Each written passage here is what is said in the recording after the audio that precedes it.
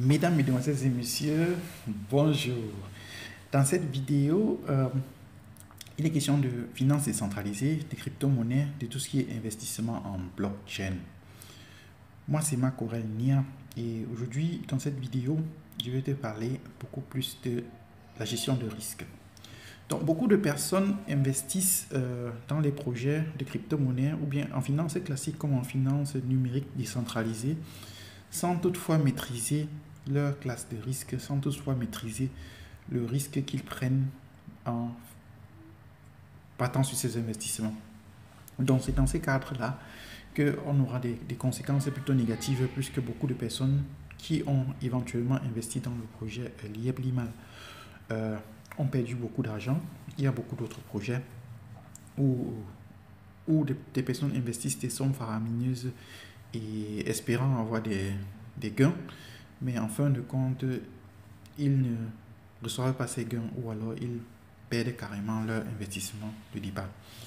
Donc, c'est pour ça que dans le cadre de notre formation en finance décentralisée, avec le focus sur la DeFi, la finance décentralisée, j'ai décidé aujourd'hui de te faire une vidéo pour te permettre de mieux comprendre et de mieux gérer ton risque investisseur. Donc, le contenu de cette vidéo, ce n'est pas un contenu, ce n'est pas un conseil de finance. Et avant de faire tes propres recherches, bien évidemment, je te prie, avant de faire tes investissements, je te prie bien évidemment de faire tes propres recherches et aussi de ne pas investir de l'argent que tu auras besoin immédiatement. Donc, ce contenu est juste à but éducatif et va te permettre juste de mieux comprendre la gestion de risque et de mieux te déplacer dans les écosystèmes numériques et aussi bien des finances classiques. Ceci dit, donc, commençons la vidéo. Donc, ce qui se passe donc au niveau de la gestion de risque, c'est que l'être humain déjà à la base, la vie de l'être humain sur la Terre est un gros risque. Mais cela ne nous empêche pas de vivre heureux, cela ne nous empêche pas d'aller et de venir, ça ne nous empêche pas de commencer des projets. Donc, on sera toujours confronté au risque et du fait que tu ne sais pas si demain, en te couchant le soir, tu ne sais pas si le lendemain tu vas te réveiller, ça fait justement de la vie quelque chose d'assez spécial et c'est la capacité à gérer son risque de la vie quotidienne qui fait de l'être humain un homme heureux ou un homme malheureux. Pour mieux comprendre cette façon d'appréhender, c'est pour mieux comprendre le risque, j'ai t'ai apporté justement ce modèle de la pyramide de Maslow avec les niveaux de vie. Parce que Maslow, c'est un psychologue très reconnu qui avait fait beaucoup de recherches sur la vie de l'être humain, le bien-être humain. Et il a donc sorti cette pyramide qui définit les 5 niveaux de la vie, de l'évolution de la vie humaine. Et ce qui se passe, c'est que dans chaque niveau d'évolution correspond un niveau de finance, correspond un niveau de santé, un niveau de relation, un état émotionnel. Donc, nous allons justement nous baser sur ce modèle pour faire d'abord une étude de risque globale. Et après l'étude de risque globale, nous allons faire une étude de risque beaucoup plus restreinte qui va se limiter donc beaucoup plus à nos investissements en crypto-monnaie. Donc, dans cette partie-là, généralement dans la vie, ce qui se passe, c'est que quand on va entamer un projet, il faut toujours se poser la question, pourquoi est-ce qu'on va entamer ce projet? Quel est l'objectif qu'on veut atteindre en entamant ce projet? Et pour justement entamer un projet, la première question à se poser, c'est où est-ce que je me situe? Parce que tant que je ne connais pas mon point de départ, je ne peux pas définir un bon point d'arrivée. Donc c'est pour ça que c'est important de se poser, de faire ce qu'on va appeler une analyse de la situation initiale, situation actuelle, et à partir de cette analyse-là, donc fixer des jalons pour justement aller vers un état voulu, donc quelque chose qu'on souhaite obtenir. Et justement, avec le modèle de Maslow, on a justement l'étape fondamentale, la base de la pyramide qui est l'étape fondamentale, où justement on est encore en mode de suivi, ou encore où on se pose plus ou moins des questions, et où aussi on est plus ou moins inconscient, ou alors conscient. Mais c'est un état dans lequel c'est pas bien d'être en permanence, parce que dans cet état justement on n'est pas très différent d'un animal de la forêt. Mais que dans le tiers, il faut justement passer cette étape-là pour évoluer vers des étapes beaucoup plus valorisantes, des étapes beaucoup plus vers l'accomplissement en fait de l'être. Et c'est ainsi donc que tu peux partir de l'étape initiale, faire des analyses pour justement arriver à l'étape finale qui est justement l'accomplissement de soi. Donc ça, si tu veux plus de détails sur ça, je peux t'expliquer ça plus clairement dans notre formation. Il suffit juste que tu me laisses un mail et je pourrai te donner plus d'informations. Mais ici, dans cette vidéo, ce qui m'intéresse le plus, c'est de te dire, je t'ai dit, il y a 5 piliers sur la pyramide de Maslow. Et pour ces 5 piliers, justement, tu as 5 niveaux de vie. Et pour ces 5 niveaux, dans chaque niveau, tu as 5 piliers. Donc, ça veut dire pour toi maintenant qui regarde cette vidéo, je te prie donc de prendre ce tableau, de t'attribuer les points. Tu t'attribues les points ici sur le pilier santé. Tu t'attribues les points en faisant une sorte de rétrospective sur ta vie actuelle. Et tu vas faire ainsi de suite pour tous les niveaux de vie. Et à la fin, tu totalises le nombre de points que tu obtiens. Et quand tu totalises donc le nombre de points que tu obtiens, qu'est-ce que tu fais? Tu vas donc venir ici, tu vas donc venir à ce niveau, reporter le nombre de points que tu as obtenu dans ce tableau. Quand tu vas reporter le nombre de points que tu as obtenu dans ce tableau, tu pourras savoir plus ou moins à quel niveau tu te situes au niveau de l'échelle de Maslow. Et ce que je peux te dire déjà dorénavant, c'est que si tu te situes au niveau physiologique, alors moi personnellement, je ne te conseillerais pas encore d'investir dans la crypto-monnaie parce que justement, il y a encore plus important à faire que d'investir dans la crypto-monnaie ou bien dans la finance classique. Donc, je te conseillerais beaucoup plus de te former, je te conseillerais beaucoup plus d'apprendre un métier qualifiant, de te former vraiment, d'acquérir les connaissances qui vont te permettre de passer du niveau physiologique vers le niveau de sécurité pour arriver ensuite au niveau de l'appartenance et de l'amour. Donc voilà, ça te permet de limiter déjà ton risque à ce niveau, à la base. Tu sais déjà où tu te situes, tu as un point de départ. Et si maintenant tu as ton point de départ, justement, c'est ce niveau 3, sur la pyramide de Maslow, donc tu as un score entre 25 et 30 points, alors on peut maintenant parler des investissements en crypto-monnaie de façon sereine. Et pour ce faire, il te faut déterminer ta classe de risque, ce que je vais appeler le RC. Bon. Vu que je ne suis pas conseiller financier et que je n'ai pas le droit de te donner de conseils de finances, dans cette vidéo, je te donne juste les étapes, comment tu peux procéder pour calculer ton risque investisseur.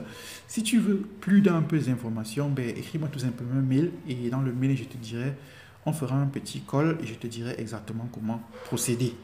Donc, dans cette vidéo, donc, je te dis, tu peux faire une simulation, on a des sites internet appropriés où tu peux faire des simulations et à partir de ces simulations, tu réponds à une série de questions et à partir de là, on peut estimer ton niveau, ton RSC, ton risque, ta classe de risque. Et c'est ce qu'on va faire.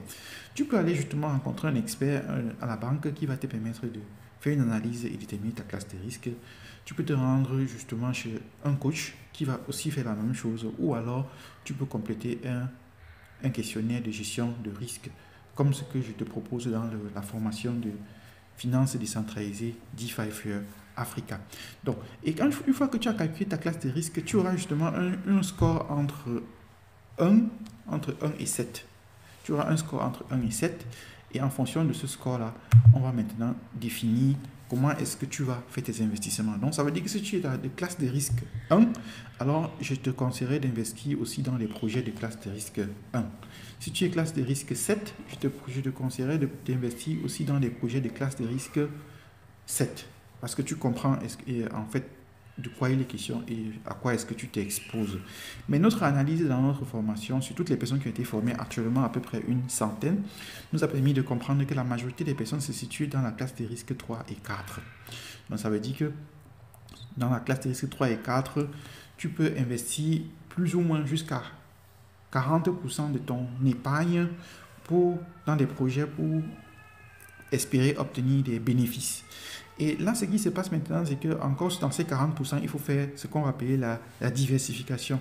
Ça aussi, je peux t'expliquer dans notre formation pour éviter que la vidéo ne soit trop longue. On va faire de la diversification et ça, je t'explique dans le détail. Et là, quand on fait de la diversification, ça va aller de la façon de structurer son portefeuille. Parce que là, je vais te donner, par exemple, des éléments qui te permettent de structurer ton portefeuille en 3 zones bien précises. Une zone défensive, une zone équilibrée et une zone offensive.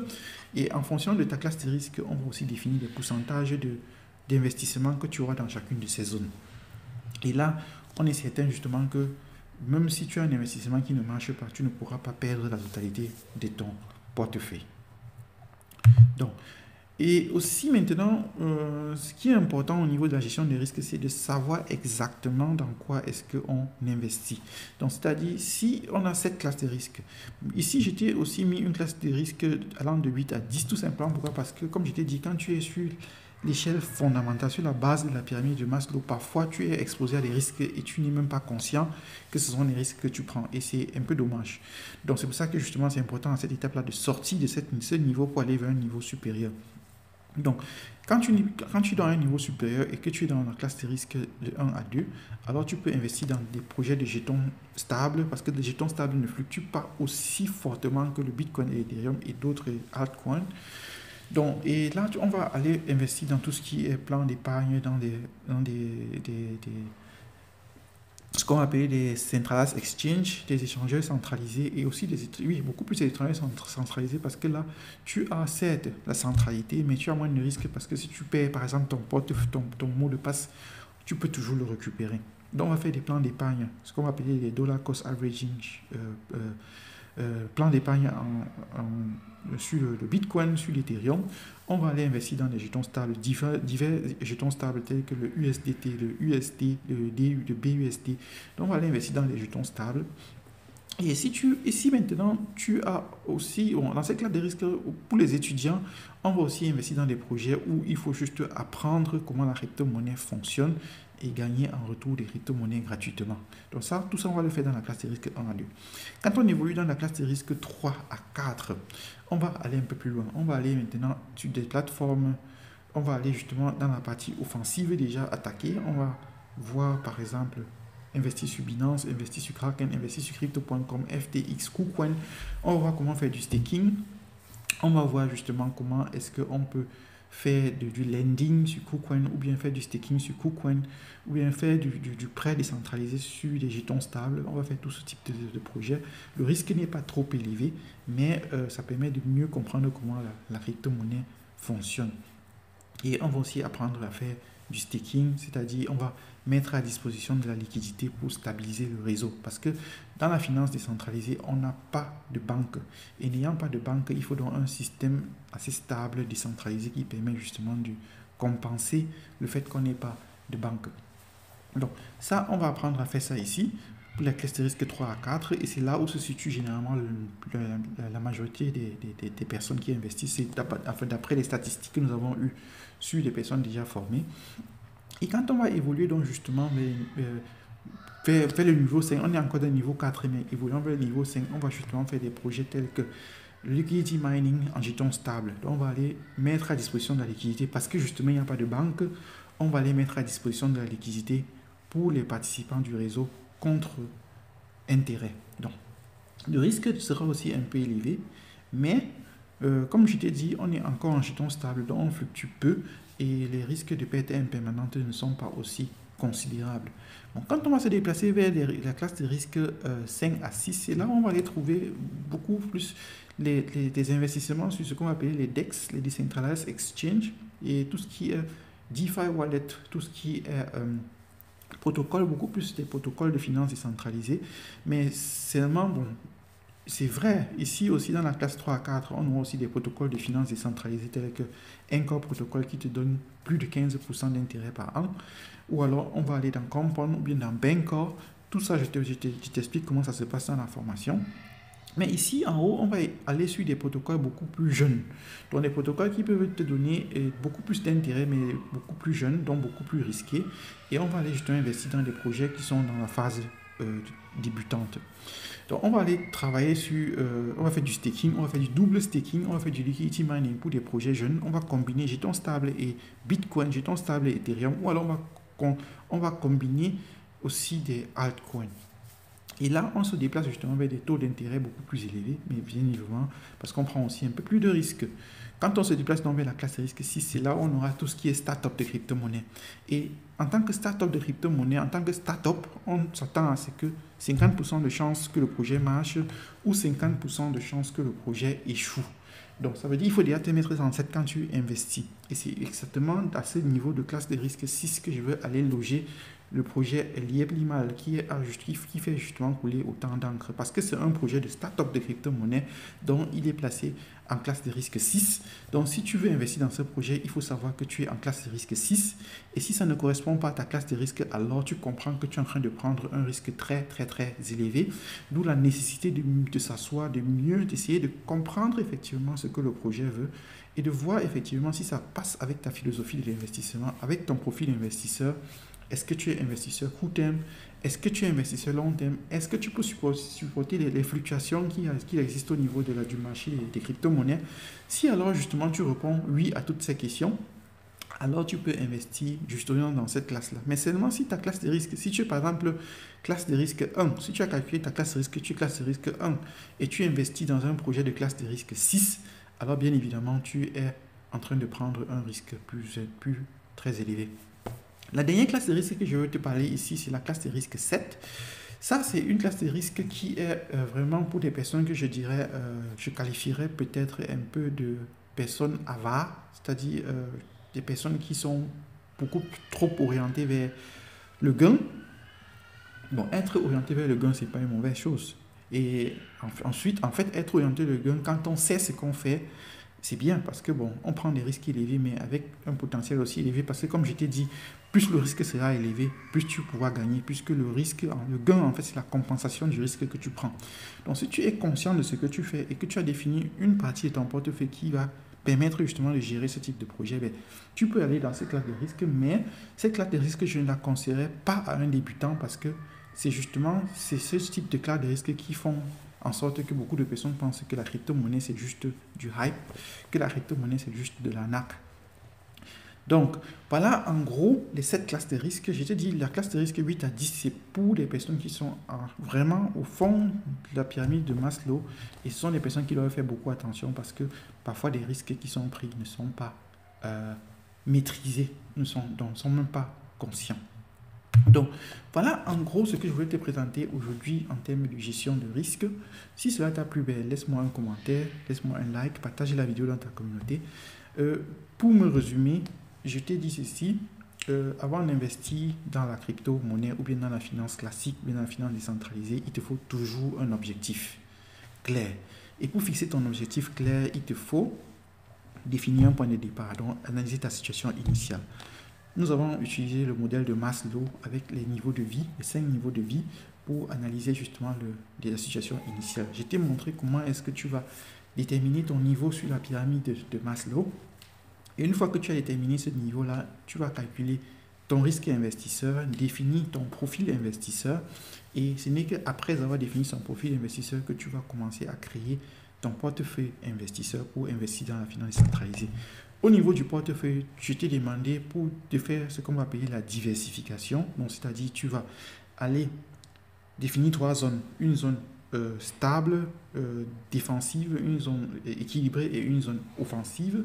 Et tu vas définir les pourcentages de chaque investissement dans cette zone en fonction de ta classe de risque. Et maintenant, quand tu as fait ça avec le portefeuille, tu vas aller investir. On va dans un premier temps rester sur tout ce qui est échangeur centralisé. Pourquoi? Parce que si tu perds ton mot de passe, tu peux toujours le récupérer. Sur un échangeur décentralisé, si tu perds ta clé, tu ne peux plus récupérer tes jetons. Donc, il faut déjà mieux connaître ce qu'on fait. Donc, tu vas aller sur ces échangeurs-là, investir. Et on va investir d'abord dans les jetons stables parce qu'ils ne fluctuent pas beaucoup. Ensuite, on va faire des plans d'épargne. Après des plans d'épargne, on va faire du staking. Après du staking, on va faire du lending. Après du lending, on fera du liquidity mining. Combinaison liquidity mining avec ce qu'on va appeler du yield farming. Et on peut combiner les deux, liquidity mining, le staking. On peut combiner tout ça pour aller plus haut dans les projets plus jeunes, dans les projets plus risqués parce qu'on comprend déjà mieux la crypto-monnaie. Et en ce moment-là, on va investir sur des DEX, ce qu'on va appeler les Decentralized Exchange. Et là, il faut faire attention, il te faut un wallet, il te faut avoir ta clé et la garder jalousement. Voilà en gros comment tu peux procéder étape par étape pour faire ton chemin dans la crypto-monnaie. Et ainsi, c'est ainsi que tu aurais dû procéder pour investir dans Lieb Limal. Mais si tu l'as fait sans le faire comme ça, dorénavant, dans les prochains projets, où tu veux investir de l'argent, voilà comment tu peux procéder pour réduire considérablement ton risque et limiter les pertes que tu peux avoir. Et ça va justement nous permettre d'évoluer ensemble dans la crypto-monnaie et de faire de la crypto-monnaie un levier puissant pour le développement du continent africain. Donc, voilà ce que j'avais prévu de te partager aujourd'hui. Si ça t'a plu, partage la vidéo dans ta communauté. Si tu as d'autres questions, laisse-moi un commentaire. Si tu veux plus d'informations, écris-moi dans la description. Je vais te laisser mon mail et là, on pourra discuter plus facilement là-dessus. Je te souhaite de passer donc une très très belle journée et on se dit à la prochaine vidéo. Bye bye.